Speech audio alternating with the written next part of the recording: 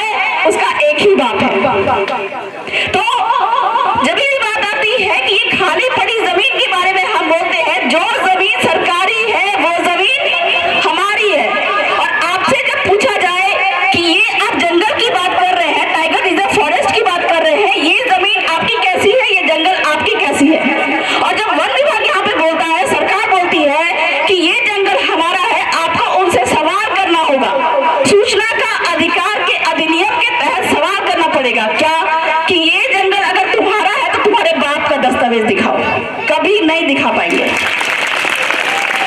पर ये हमारे बाप का है, ये कैसे तय करिएगा आप? मतलब हमको लड़ने का तरीका नहीं मालूम है, हमको बात किसे करना है ये हमको पता नहीं है। हमको जब बात करनी होती है, अपने हक अधिकार की बात करनी होती है, हम किससे लड़ने जाते हैं? हम लड़ने जाते हैं नेता, मंत्री, सांसद, विधायक के साथ में। गलत बात है। हमको लड़ना किससे है? नेता, मंत्री, सांसद, विधायक से लड़ने जाते हैं, वो आप पे केस लगाते हैं, आपको मारने की साजिश करते हैं। उनसे लड़ने के लिए भी तरीका है। अभी आपका बाप आ रहा है, उसमें भी आपके सांसद विधायक जाएंगे, उसके द्वारा उससे लड़ना है। आप उससे नहीं लड़ेंगे। और आपको जब कभी भी बात करनी हो, अपनी जल, जंगल, जमीन, खनिज बचानी हो, तो लड़ाई कैसे लड़ना है? आपको 4 लोगों से बात करना है। मैं आपको बता दूं कि आदिवासियों के सिर्फ और सिर्फ 4 माई बाप है। कौन कौन? राष्ट्रपति, राज्यपाल, राष्ट्रीय अनुसूचित जनजाति आयोग और कलेक्टर महोदय। कलेक्टर महोदय कैसे है? कभी भी नरेंद्र मोदी जी को अगर यहाँ पे जमीन लेनी है, ये जंगल लेना है, वो किसके पास में आएगा? वो कलेक्टर के मार्फत लेंगे। क्यों? क्योंकि आपके राजस्थान काश्तकारी अधिनियम में ये बात लिखा हुआ है कि एसटी की जमीन सिर्फ और सिर्फ एसटी को ही बिकेगी। मतलब आदिवासी की जमीन आदिवासी को ही बिकेगी। अगर यहाँ पे गैर आदिवासियों की भी जमीन है, वो भी बिकेगी, तो सिर्फ और सिर्फ आदिवासियों को ही बिकेगी। मतलब एसटी की जमीन जो एसटी को बिकेगी और एससी की जमीन यहाँ पे है, वो भी एससी को ही बिकेगी। और बिना कलेक्टर की पूर्व मंजूरी के कोई भी जमीन यहाँ पे किसी को नहीं बिकेगी। चाहे वो नरेंद्र मोदी की सरकार हो, चाहे वो अशोक गहलोत की सरकार हो, या कोई कंपनी हो, या फिर फॉरेस्ट डिपार्टमेंट हो, जिसको भी जमीन चाहिए वो किसके पास में आएंगे? कलेक्टर महोदय के पास में। और कलेक्टर महोदय को जब जमीन लेनी है तो वो किसके पास में आएंगे? आपके पास में आएंगे। किसके पास में? आदिवासियों की जो ग्राम सभा है, इसके पास में आएंगे। तो बड़ा कौन है? नरेंद्र मोदी की सरकार बड़ी है या आपकी सरकार बड़ी है? आपकी सरकार बड़ी है, आदिवासियों की सरकार बड़ी है।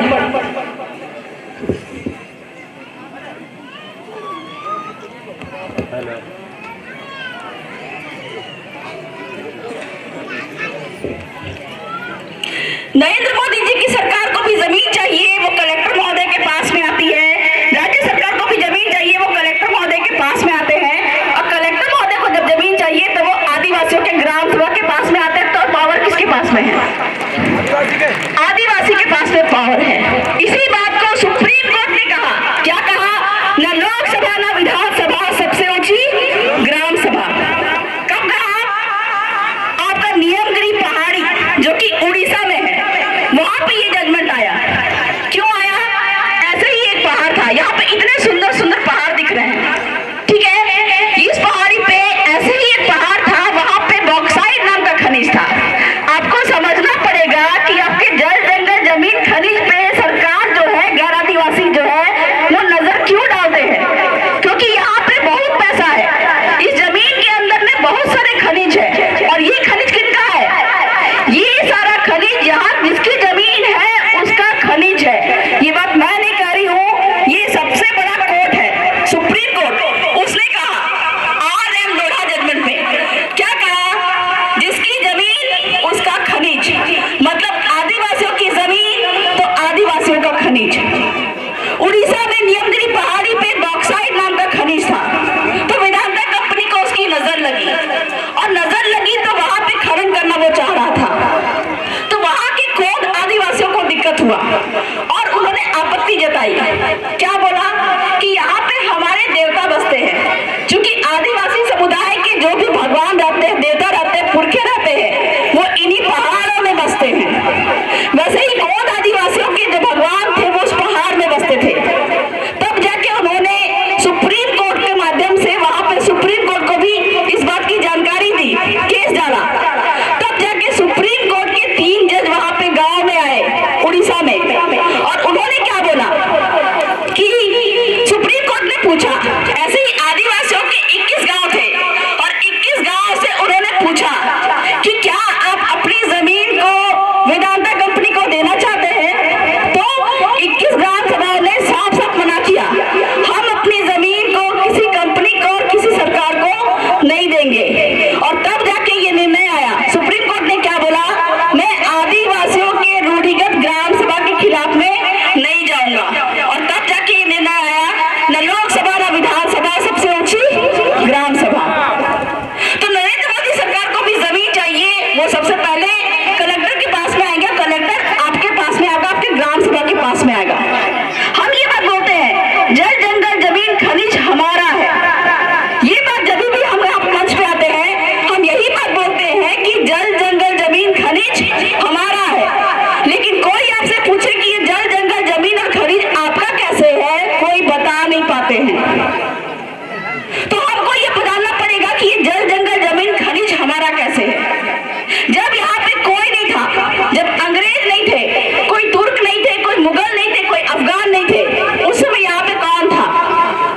आदिवासी था, हमारे बाप दादा थे, वो रहते थे।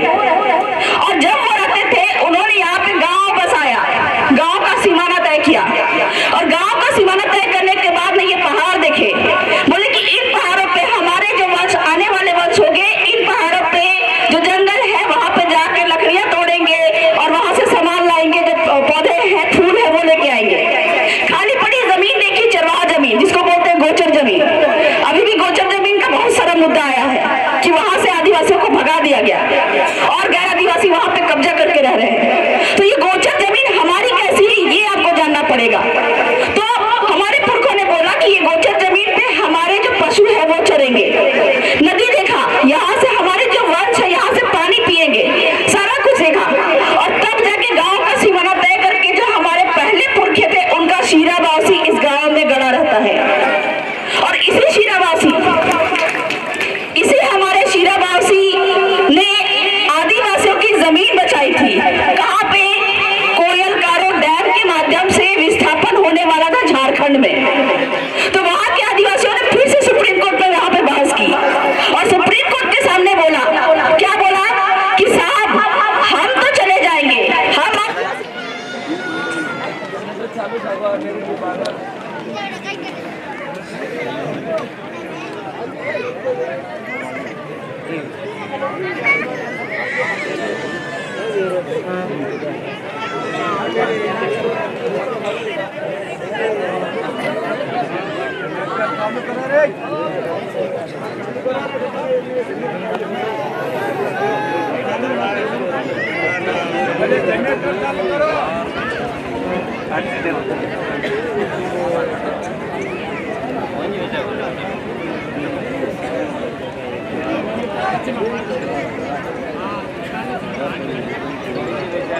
साथियों, सभी साथी जो भी खड़े कि जब बीच में जनरेटर और लाइट ने डिस्टर्ब किया, महिलाएं बैठे रही लेकिन पुरुष घूम रहे यहाँ पे। तो जो भी बाहर घूम रहे हैं मैं उससे अनुरोध करूंगी कि आके यहाँ पे पंडाल के नीचे बैठ जाए, क्योंकि जब यहाँ पे मुसीबत आएगी और जब यहाँ से विस्थापन होगा और जमीन जंगल लूटने के नाम पे आपको जब भगाया जाएगा तब कोई यहाँ पे आपको बचाने नहीं आएगा। इसलिए आपको अपने हक अधिकारों को जानना पड़ेगा कि आप अपने माध्यम से, अपने खुद के माध्यम से, गांव के माध्यम से खुद को कैसे बचा सकते हैं। तो ये जो मामला था कि हमारे शीराबासी ने हमारी जमीन कैसे बचाई। कोयल कारो डैम जो कि झारखंड में था, झारखंड में वहां के आदिवासियों को डैम बनाने के नाम पे विस्थापित किया जा रहा था, हटाया जा रहा था, भगाया जा रहा था। तब वहां पे आदिवासियों ने सुप्रीम कोर्ट के सामने केस लगाया और बोला कि हम अपनी जमीन नहीं छोड़ेंगे।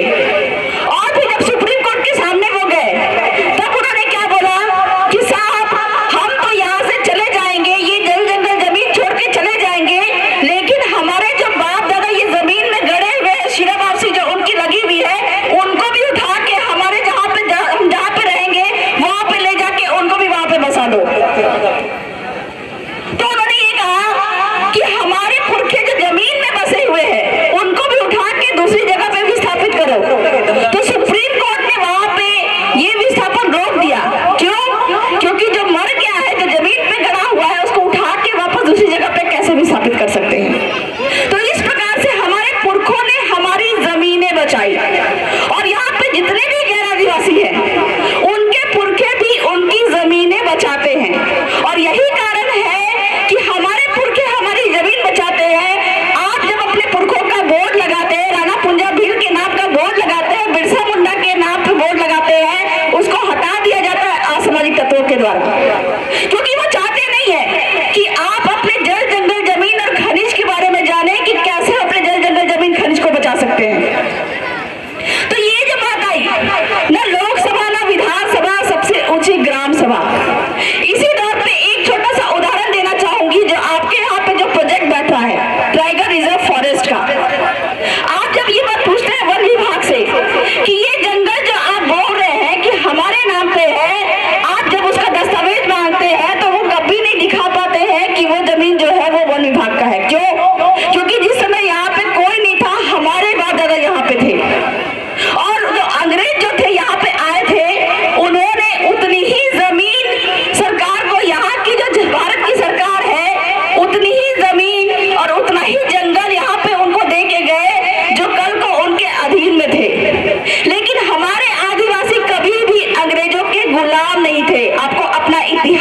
पड़ेगा। ये फर्जी इतिहास हमको बताना बंद करो। ये जो बोलते हैं कि यहाँ पे राजे रजवाड़ों का राज था, बिल्कुल गलत बात है। राजे रजवाड़ों का राज था, लेकिन कहाँ तक? जहां तक उनके महल थे वहां तक, और बाकी के सारे क्षेत्रों में वहां पे जहाँ पे आदिवासी रहते थे और आदिवासी के गांव में जो SC OBC के लोग रहते थे, वहां पे आदिवासियों के गमेती पटेल का राज था। और यही बात जब हम कागज संविधान में पढ़ते हैं, जितने भी कानून में पढ़ते हैं, तो हमको यही बात मालूम चलती है कि जिस समय राजाओं ने, मेवाड़ के राजाओं ने जब विलय किया था और भारत की सरकार के साथ में विलय करके ये बोला था कि चलो हम अपनी सत्ता आपको दे रहे हैं, उस समय पे ये बात भी उठी थी कि मेवाड़ के जो राजा थे, जो आदिवासियों के राजा थे, राणा पुंजा भील, उनके साथ में उनका कोई करार नहीं हुआ था। इस कारण से ये करार अधूरा रह गया है। और आदिवासी जो थे वो कभी भी अंग्रेजों के गुलाम नहीं थे। इस कारण से जो जल जंगल जमीन की बात सरकारें करते हैं कि ये जल जंगल जमीन हमारा है, ये उनका नहीं है, ये हमारे बाप का है। क्योंकि जिस समय यहाँ पे कोई नहीं थे, यहाँ पे आदिवासी थे। तो सूचना का अधिकार अधिनियम के तहत आपको पूछना पड़ेगा, यहाँ पे जो टाइगर रिजर्व फॉरेस्ट बन रहा है, अभी अभी वहाँ पे उदयपुर में UIT और UDA के नाम पे एक प्रोजेक्ट आ रहा है, जहाँ पे कई सारे गांवों को भगाया जा रहा है, विस्थापित किया जा रहा है। वहाँ के आदिवासियों ने अपने जल जंगल जमीन के जो सुप्रीम कोर्ट के कानून के अधिकार है वो सीखा और जाके कलेक्ट्री में धरना दिया। धरना देने के बाद में उन्होंने सारे गाँव में जाके पूछा, मतलब 50 से भी ज्यादा गाँव वहाँ पे धरना में बैठे और सारे गाँव ने बैठ के प्रस्ताव पारित किया। क्या प्रस्ताव पारित किया कि आज सर्वसम्मति से हमारे ग्राम सभा ये निर्णय लेते हैं कि हम अपनी जमीन को किसी प्रोजेक्ट को किसी सरकार को नहीं देंगे।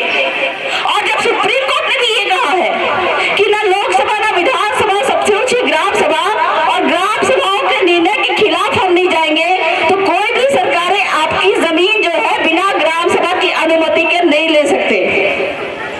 ये बात भी मुझे सुनने को आया कि यहाँ के सरपंच जो है वो आप लोगों को दबाते हैं। लेकिन सरपंच महोदय, मैं ये बात आपको साफ साफ कह देना चाहती हूँ कि कानून संविधान को थोड़ा पढ़ के आइए। क्यों? क्योंकि सरपंच के अधीन में जितने भी गाँव है, वो गाँव जब बैठेंगे और प्रस्ताव पारित करेंगे कि ये टाइगर रिजर्व फॉरेस्ट हम किसी सरकार को देना चाहते हैं या नहीं देना चाहते हैं, अपनी जमीनें देना चाहते हैं, तभी जाके सरपंच महोदय जो है वो सरकार को, कलेक्टर को हाँ बोलेंगे, अन्यथा नहीं बोल सकते। और गलत तरीके से अगर सरपंच महोदय खुद का हस्ताक्षर करके ये जमीनों को अगर सरकार को ट्रांसफर करती है टाइगर रिजर्व फॉरेस्ट बनाने के लिए, तो सरपंच महोदय पे भी कानून संविधान को नहीं मानने के एवज में देशद्रोह का केस लगेगा। मैंने ये बात बताई कि आदिवासियों के सिर्फ 4 माँ बाप है, कलेक्टर, राष्ट्रपति, राज्यपाल और राष्ट्रीय अनुसूचित जनजाति आयोग। कभी भी आपके साथ में कोई अत्याचार होता है। अभी अभी मैंने सुना कि किसी भाई की जमीन लूटने के लिए आदिवासियों ने मारपीट किया उनके साथ में और केस भी लगाया। लेकिन हम क्या है, हम मानसिक गुलामी में जी रहे हैं। मतलब हमको क्या लगता है कि जो चरवाहा जमीन पे या आदिवासी की जमीन पे कोई गैर आदिवासी कब्जा करके बैठ गया है, तो वो जमीन वहां से नहीं, वो जमीन हमको वापस नहीं मिल सकती है। एक छोटा सा उदाहरण देना चाहूंगी। जंगल में एक छोटा सा हाथी पकड़ के लाया गया और उस हाथी को पाला गया। पालने के बाद में उसके पैरों में जंजीर बांधा गया लोहा का। वो बच्चा जो था हाथी का, उसको तोड़ने की बहुत कोशिश करता था, लेकिन वो तोड़ नहीं पाता था। धीरे धीरे करके उसको लगा कि मैं ये जंजीर को तोड़ नहीं पाऊंगा, और फिर धीरे धीरे जो मालिक था वो लोहे की जंजीर को हटा के मोटा सा रस्सी से उसको बांधना शुरू कर दिया। लेकिन हाथी उसको भी तोड़ने की कोशिश करता, छोटा बच्चा, लेकिन उसको तोड़ नहीं पाता। धीरे धीरे वो हाथी बड़ा होता गया और बड़ा होने के बाद में उसकी इतनी ताकत है कि वो जंजीर को भी तोड़ सकता है, रस्सी को भी तोड़ सकता है। लेकिन आज भी उसके पैर में वो रस्सी बांधा जाता है, लेकिन उसको लगता है कि आज भी ये रस्सी मुझसे नहीं टूटेगा, क्योंकि वो गुलाम नहीं है, वो मानसिक गुलाम है। और यही वाला हाल हमारे साथ में भी है कि जो जमीनें सरकारें ले चुकी है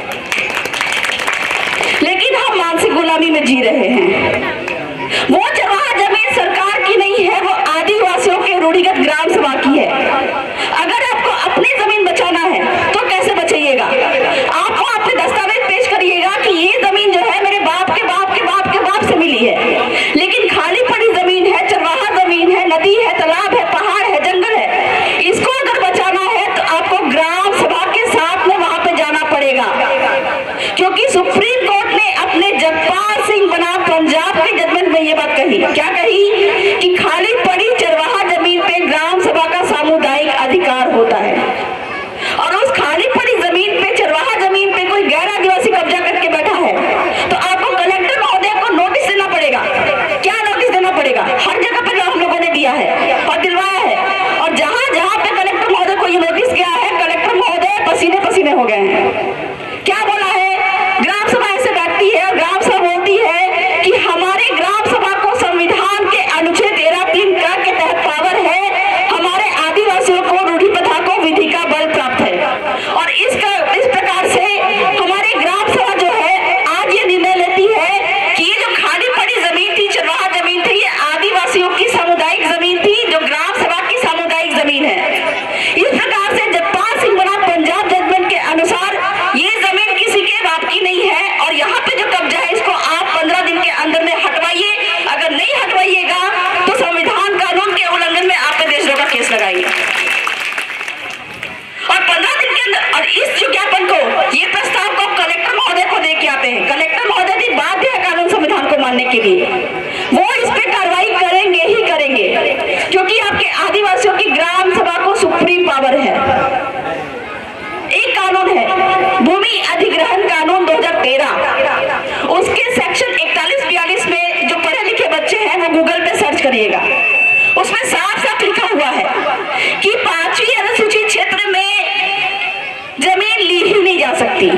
मतलब हमको क्या लगता है कि यहाँ के कुंभलगढ़ के कुछ क्षेत्र आदिवासी क्षेत्र है, मतलब टीएसपी क्षेत्र है या अनुसूचित क्षेत्र है, और बाकी के क्षेत्र जो है वो सामान्य क्षेत्र है, वहां पे 5वीं अनुसूची लागू नहीं है। लेकिन मैं आपको एक बात क्लियर कर देना चाहती हूँ, अगर आप संविधान का 5वीं अनुसूची पढ़िएगा, उसमें साफ साफ लिखा हुआ है कि 5वीं अनुसूची के प्रावधान ना सिर्फ टीएसपी क्षेत्र में लागू होते हैं बल्कि हर एक आदिवासी पे लागू होते हैं।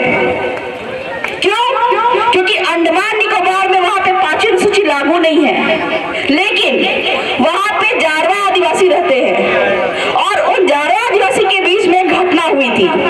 क्या घटना हुई थी? वहां के लोग काले काले थे और वहां पे एक गोरा बच्चा पैदा हो गया। अब सीधी सी बात है कि गोरा बच्चा पैदा हुआ, अपना खून तो नहीं था, तो वहां के आदिवासियों ने क्या किया? निर्णय लिया, ग्राम सभा बिठाई, और ग्राम सभा बिठाने के बाद में उन्होंने कहा कि ये गोरा बच्चा को हम नहीं रखेंगे, हम इसको मार देंगे, और उन्होंने मार दिया। लेकिन भारत की केंद्र सरकार और राज्य सरकार ने उन पे केस नहीं लगाया।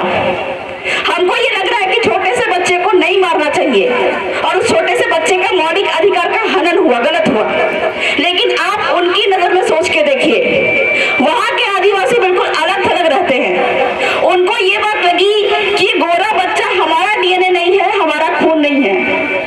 कल को यही बड़ा बच्चा जो है धीरे धीरे बड़ा होगा और अपने जैसे लोगों को यहाँ पे बसाएगा और हमको खत्म करेगा। ये सोच के उन्होंने ये निर्णय लिया। तो अंडमान निकोबार में 5वीं अनुसूची लागू नहीं है, लेकिन वहां की रूढ़िगत ग्राम सभाओं के पावर को भारत सरकार को मानना पड़ा। क्यों? क्योंकि संविधान के अनुच्छेद 13(3) का और 5वीं अनुसूची में यह साफ साफ लिखा हुआ है कि 5वीं अनुसूची ना सिर्फ क्षेत्र में, टीएसपी क्षेत्र में, बल्कि हर एक आदिवासी पे लागू होगी जो कि भारत के किसी भी क्षेत्र में रहता है। इसका मतलब ये नहीं है कि मैं ये कह रही हूँ कि आप भी जारवा आदिवासियों जैसा काम करें। मैं बस आपके आदिवासियों का पावर बताना चाह रही हूँ कि कितना भी बड़ा प्रोजेक्ट हो, चाहे वो केंद्र सरकार की मोदी सरकार हो या राज्य सरकार हो या फिर कोई भी कंपनी हो, अगर आपकी जमीन लेनी चाह रही हो, कोई गैर आदिवासी अगर आपकी जमीन लेना चाह रहा हो, तो आप अपने ग्राम सभा का उपयोग करिए। और वो यूआईटी के नाम पे ग्राम सभाओं ने इस बात को वहां पे कलेक्टर महोदय को नोटिस दिया, और अभी जितने भी ग्राम सभाओं को विस्थापित करने की बात थी, वर्तमान में 4 गांव को उन्होंने हटा दिया उस नोटिफिकेशन से, अधिसूचना से। और आने वाले दिन में अगर वहां की सरकार जो है उस पूरे अधिसूचना को रद्द नहीं करती है, विस्थापन को नहीं रोकती है, तो आने वाले दिन में कलेक्टर महोदय को भी कोर्ट में खड़ा होना पड़ेगा, जो कि हम लोगों ने किया भी है। थोड़ा पानी दीजिएगा, पानी। अच्छा, समय अभाव है, ठीक है। कहने के लिए तो बहुत सारी बातें हैं, लेकिन चूंकि वक्ता बहुत है, बोलती जाऊंगी तो बहुत सारे ऐसे ज्ञान है, संवैधानिक ज्ञान है, लेकिन आपको सुनने में भी अच्छा लग रहा है। कभी ऐसा समय रहा तो मैं दोबारा आके ये सारी बातों को बताऊंगी। और आपका ये जो टाइगर रिजर्व फॉरेस्ट है, इसको बचाने के लिए जो ग्राम सभा का जो प्रोसीजर